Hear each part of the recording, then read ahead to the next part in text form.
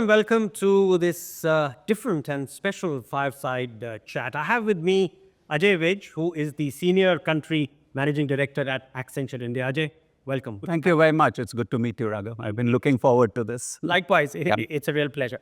You know, with Ajay, we will talk about, you would expect we'd speak about technology and we'd speak about commercial solutions. No. Today we are talking about something which is far more elemental, far more relevant to the soul of an organization, not just the commercials, the soul. Ajay, this is a passion project for you. The fact that disability inclusion in large organizations is something that is so core to the kind of values that organization has to live by. Why has this become a passion project for you? I think I've studied in this school and passed from it, whether with distinction or just passed. And why I say that, because Kavita and I, my wife and I, brought up a child from the age of 3 days to now he's 32, a child who had special needs. So Karan was born with oxygen levels dropping. So as a result, had some partial visual As a damage. three-day-old? As a 3-day-old, when we brought him back to hospital. By the time we discovered it, it was about 3 months when we got to the real problems. And after that, it's become a mission, right? And mission in many ways. One, of course, you always go through that initial trauma of why us, etc. But I think both of us very soon got out of it and say, maybe we are the chosen one, right? Let's take it from here and make it happen, right? Little dramatic, but maybe initial prognosis was won't walk, won't talk, vegetable existence. To today, a 6'2", very, very handsome, I would say, even if I say it as a father, a natural pianist. Right, he plays professionally, but can't read or write script. So his problem is depth perception. But both Kavita and I decided that one, we will not discriminate it in any way.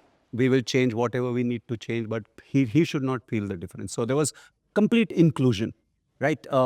Two, should I move overseas? Should I stay here? And we decided to stay here because family plays an important role in this. Your whole social structure, and we were advised by good doctors.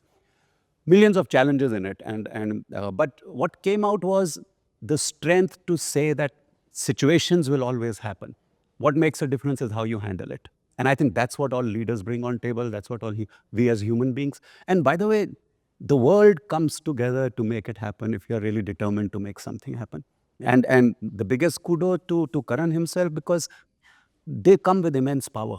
Right, we think they are limited. We think that a disability or a special need in any way inhibits a person. Nature compensates beautifully, right? It will just open different doors. Yeah? So his organization ability, his ability to naturally play piano, his ability to get confidence out of it, right? That's made us. But yeah, obviously full of challenges and but it was a mission, and I think we've done super nice on that. Now, picking up from your personal experience. Yeah. And translating that into a large organization with hundreds of thousands of employees. What was the different challenge you faced when you, a personal challenge is, with your wife, with your family, with your parents, with your child. When you transport something like this into such a large organization, how does that transformation play out? So it's poles apart, right? One, of course, I must admit, we were privileged. We had the resources, family was available, access to medical system was there, ability to convince academia was there, right? Whether personal contacts or whoever we knew. Moving to bring it to a work environment, I think, and I'm specifically talking work environment right now. One, it's a little late in the day for a person with disability, right? At the age of 18, 20 or 22, when they come to a corporate world or any working world, I think they've been through lots of trauma, right? And that starts playing over there. If we really want to make a sustainable generational change to it, I think everything needs to start much earlier, right? Identification, acceptance, medical system, schools accepting it so that there's inclusive schooling. And then, of course, building on the strengths that we identify for them, because that was most important. For us to identify that Karan's strength was music. Right. His education happened through music. Right. But that's where we need to take it to, right? And that's, so coming back to your question, in the corporate environment, I think that's the first challenge we face. By the time they reach us, there's lots of damage is maybe the wrong word, but I'll use it here, but there's lots of trauma that's happened. And this is sort of attitudes at both ends, right? One is when someone who's 20, 22 years old is disabled, has therefore gone through that discrimination that society inevitably throws at him. Correct, yeah. On the other hand, is a 22-year-old, his peer or her peer, who also has a certain fixed, who's healthy. Correct. He also carries a certain discrimination, a certain bias, sometimes often cruel as well, because human nature. No, absolutely. No, I understand. So you're handling it at two ends. How do you then handle that challenge? So that would have been my second challenge, right? The whole understanding of the system, the bias, knowing your biases. And again, I would again say the solution lies maybe 22 years earlier. Even in school, you need to accept it at that stage, right? When it comes to you after 22 years, when you're seeing it for the first time, of course, the first time there's always oh, what is this? Yeah. Right? And by the time not everybody attunes to it, some attune to it faster. So that's the endeavor that we always do to say, how can I educate people? How can I get more allies on board? And my constant challenge to the team is that allyship is not just a program where I just wear a tag, right? Or I wear a little string over there. It's about knowing what is really expected of me. And that's what it takes. Widespread, let's say, commitment to it or acceptance to it. I think that's the other challenge that we face right now. Not everybody understands it. Not everybody is committed to it. And then you just need one person to really make the whole water mucky, right? So how do we take it forward to everybody? And the sensitization of a large organization, because, everyone's under pressure. Correct, yeah. Everyone wants to deliver. Everyone wants to excel. You've hit the nail on the head. And the example I give is golfing. Yeah. Right? The way I tee off versus where a lady tees off versus a 70-year-old tees off at a different place. So that's a little advantage we need to give. I understand that ultimately it's competitive and it'll get there. But I think future should be that we draw that parallel line. Even if it's a performance management system that needs to be created, it needs to be created, right? 100 people, not everybody will become a CEO of the firm. Similarly, if 10 of them are people with disability, but we need to draw another line for them. We need to give them another avenue. And I think that's the challenge we need to solve for the future. We've started thinking of it, but I don't think there's a real direction right now. My hope is on technology, right? Because this whole artificial intelligence and bringing of human and machine together for future will solve this problem, right? So are you therefore saying, if I was to put it a bit simplistically, Yeah. I mean, you've obviously thought it through, but a bit simplistically, you think a technology aid can be created through any system or machine that the innate handicap of the disabled person is neutralized? Is that what you're saying? To use your golfing analogy, Correct. you could create a special club. Sure. One is a later tee off, but you could even create. You can absolutely create parallel streams, but I think technology is democratizing education. It is democratizing access, right? You don't have to be reading savvy to be getting the news every morning in a newspaper. It's, the headlines are no longer a surprise, right? It's coming to you in various forms. Technology is bringing enough enablement for any kind of accessibility, whether the lenses that are coming up or simple web access today doesn't need for you to be visually sightful or to be, hard of hearing or thing. You will get that what you want from there. Now, if that put together with the right purpose I will say it solves 70% of your problem. Rest is still, now moment you democratize it, moment it becomes equal at that level, I think one, you will anyway enhance the performance parameter. It will make us easier to decide how much 20 yards gap between this tee and that, or does it need to be? Right. But still, I think the larger challenge will be as people progress in life, right? As even just in the professional sector, as they grow, right? Not everybody will become CEO, as I said. And that's where we will need to have parallel stream into what is their area of speciality. Yes. Right? And there are various kinds of disabilities today, we know, right? It's some are physical, rest all is okay, life goes on. You don't need to travel. The pandemic has changed the world completely, right? It's evolving from where it was. I don't think the not coming to office at all is going to work. I don't think coming every day is going to work. So there has to be something in between. Yeah. And I think that's the time we need to bring this whole inclusion piece into it and see how that works. So as an organization, one of the important HR challenges for an organization which is very, very committed to disability inclusion, for an organization which wants to be sensitive to that, will be this ability to create, the handicap equalizers, to then be able to, give appropriate work to people. Work, as you've said, need not be all physical, need not be all digital. True. Are organizations organizations again driven by bottom line, capital expenditure, budgets need to be, limited. Are they, in your assessment, organizations able to attribute a payoff to this investment, if I was to put it in a business terminology? So organizations certainly know that this is imminent. We need to do this. Why? Because one, it's a strategic requirement in the sense that there's proven fact that organizations which are inclusive and equal are more profitable, right? They grow faster. They bring a holistic approach to something, especially in our business of building software. If it is not accessible to, let's say, 10% of the population, I think the project has failed, right? And now who will bring that field, right? It has to be a person who's gone through it. And that's what we need here also, right? You need somebody who lives it every day. Again, going back to Karan's example, he knows his socks are on the left. He knows my morning tag that I have to wear for work lying here. This is where breakfast will be kept. This is where bottle. That organizability that he's learned because of his to live life, when he brings it to work or when these kids bring it to work, is just phenomenal. The morale of the overall team goes up, right? Moment there's somebody, it's an inclusive environment, whether gender diverse or with people with disability diversity, the thinking process changes. Empathy comes into the system, and I personally have seen lots of it. Now let's go back to answer your question a little larger. Let's go back to the life cycle. My challenge till 10 years ago was when there was a job, we didn't have a CV, a job a person with disability could do. We didn't have a CV. And when we got somebody's CV, no job existed at that time. So the first endeavor was to get the two to match, right? Work with partners, work with organizations where people are getting ready to take jobs. And for that, we brought in the all inclusive internship parameters. So I remember, with corporate function with 10 kids in early postdoc, 18 to 22 years of age, just getting very enthused to work. Bring them in, 6 months, we'll run them and tell them what's a corporate environment. We will absorb most of them. Even if one or two we can't due to any reason, there's no let's say, job that aligns with them, they're ready for the industry, correct? And then, of course, every other business entity, as I was explaining our complex structure to you, started applying it. Today, it runs in hundreds. Today, what the government preempts internship also, there is a separate category for people with disability. And I think that will help it scale. So that's one.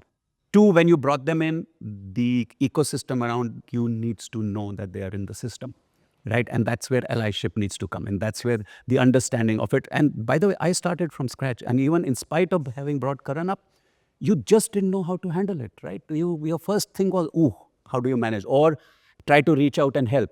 The kid doesn't need help, right? He knows when to do it. Exactly. So here is a very, very critical point that you brought. Someone with disability who is professionally above the threshold. He or she has the skills, the education, the motivation, the commitment. Correct. Has all of that. Yeah. Now, when it is in a work situation, that person is as good as anybody else. Correct, yeah. But in a work environment, Ajay, you know how it's not just work interaction, it's also social interactions. People hang around. Correct, yeah. People go out to picnics on Sundays or weekends. People have marriages and they attend their friends' marriages. I have often noticed that at these social interactions, there is an invisible but real amount of exclusion which takes place. Not out of any choice, or not out of any vindictiveness or anything like that, but it's inevitable because the person with disability does feel left out. Is actually left out because he or she can't do the dance, he or she can't do the Play football or whatever, yeah. How do you account for that equalization? Because that's very important. You can, at a work environment, you're as good as solving the equation with the other guy. Doesn't matter whether you don't have a leg or whether you don't have some other body part. But when it comes to a social setting, your handicap is visible. Let me put it that way. Yep. It's visible. How do you account for that? So I was smiling because got reminded of an old change that we'd done. In old days, empowerment used to mean delegation, right? You as a manager were empowered if you were told your poor supervisors go and delegate. You felt powerful, right? Today, I think empowerment is all about choices, right? Across this category that you just spoke about, there should be choice for what I can do, right? There might be a football match with the team. There will also be a chess match with the team. There will also be a karaoke with the team, Yes. right? If we can give them those choices. Again, you will never meet 100. I can't play football, for example. I might be able to play golf, but I can't play football. There's no point having an event there because I won't enter the course. So it's the same for you and me as well, right? So similarly, if I can, as an organization, give everybody a choice for something to opt for, and also create an ecosystem where others opt in or volunteer in, because the team building happens in that way, right? You don't want just one person for the karaoke just because he can do it. The 10 others who come in because it's the right thing to do, we go in as a team. That's what we are targeting over here. Just give, there should be enough choices available. Today, in this new evolving world of virtual and trying to get people back to office, I think it's about earning the commute. Right? If you want them to come to office, it has to be more than just sitting on my laptop and working. Although that I can do at home. Correct. Right now, when I come in, how do you make it happen? The collaboration, the networking, the fun part. Now, some people would, even otherwise, you and I have obligations at home, so I go home. It's similar to a person with disability, and you still give enough chances over there. Again, uphill battle. It will continue to evolve. But that thought certainly, but there are solutions for it. So I'm not too worried. I think we'll evolve, because I'm super hopeful on the next generation, right? They get They're it. far more sensitive. They get it. Yeah, they are far Right. more My sensitive. daughter, and I didn't complete the story. So we obviously thought, should we have the second child? 3 years later, Sana was born. I think the amount of difference she made to Karan, we wouldn't have made it as parents. Right? She would challenge him. She would keep the glass, say, Bhaiya, reach out for it. No, why are you scared? So Bhaiya would then try and reach out. And I think that's the change we need to bring even within the organization. The newer generation, social media driven, far more sensitive about some of these things than we were. I think we were far too pressed about day to day. We were hiding it. We were not accepting it, right? And that's the change that was happening in the society. Absolutely. Yeah. I want to switch to another invisible thing which sometimes happens. When you, as the leader of an organization, are driving this sensitivity through a large organization, there is sometimes a tendency to overcompensate. By that I mean there is a tendency to be gratuitous, to try and overhelp, which has its own recoil, because the disabled person then doesn't want a pity coefficient attached to his or her CV. How do you again handle that challenge? Because sometimes, being too good can also take away from the goodness of your action. So there's no real 1 or 2 point answer. It's an endless thing, and many instances can happen. What we've discovered is that storytelling works very well in this case, right? Stories told by the person with disability, stories told by me when I experienced something, especially after the pandemic. It was full of stories, and they were heart-wrenching stories. They went really well. So the more we talk about it, the more we make people or educate people to say, this is done, this is not done, right? This is how people faced it. It just works very well. And then, of course, you broadcast it, and social media. And by the way, I put that back on you. So media and entertainment as an industry. Yeah. How are you handling? Because your approach today is phenomenal. It's not about morning newspaper. It's about every minute of the day. How Media, in fact, when in the earlier decades, media was actually contributing to the crassness of how disability was dealt with in society. Because if you go back 30, 40 years, some of the crudest jokes in films, some of the crudest were around a handicap. were around a handicap, a person who, who's not able to speak clearly, or someone who's not walking. True. So media had a big learning curve to go through. Media has walked a long mile from there. I think there is a lot of pushback now when you try and do that. But I still think there's a long way to go. I think there is almost an unconscious sort of tendency among people to, and I don't want to say that they are mean or cruel people, but there is a sense of caricaturization that happens around disabled people. And I think that's a challenge for media, for script writers, for screenplay writers, for how the camera gets shot, the angles that the camera takes. All of those things need to be very sensitively done. So therefore, yes, media has to do that. But media also, like other organizations and other industries, has No, but media can certainly help amplify it. Oh, right? absolutely. That's where I was coming from. And I think it does. As you said, today's generation is far more sensitive to these things. Yeah. Again, a lot of it has to do with social media, Instagram, the kind of engagement they have with that kind of media.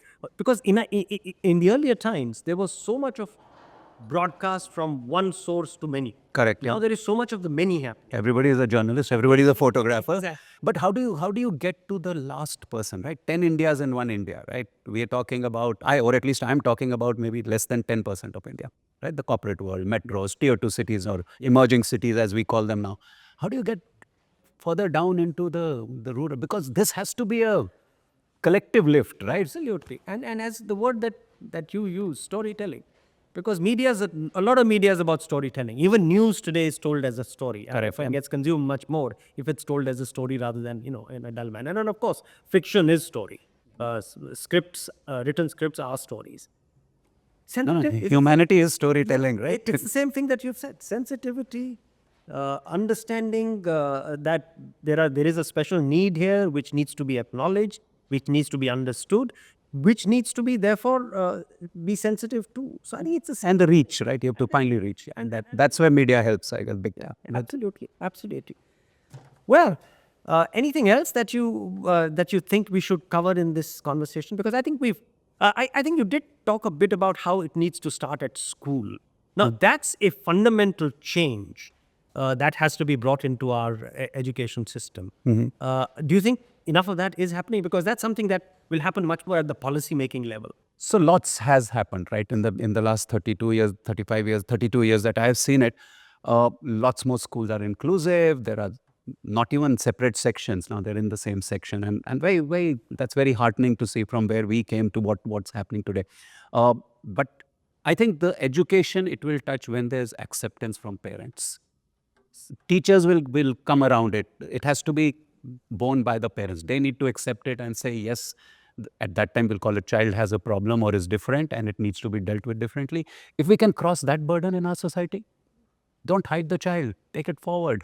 We went through it. We went through literally a friendship circle change. But those who came into the circle were friends of life. They'll come home to meet Karan than to meet us today, right? And that's exactly what the acceptance really brings to the table. And it has to be done together. The world will come together. Alone, I think, yes, we moved faster, we did. But it's not going to change the social stigma around it. It has to be done collectively to really go far, right? You're right.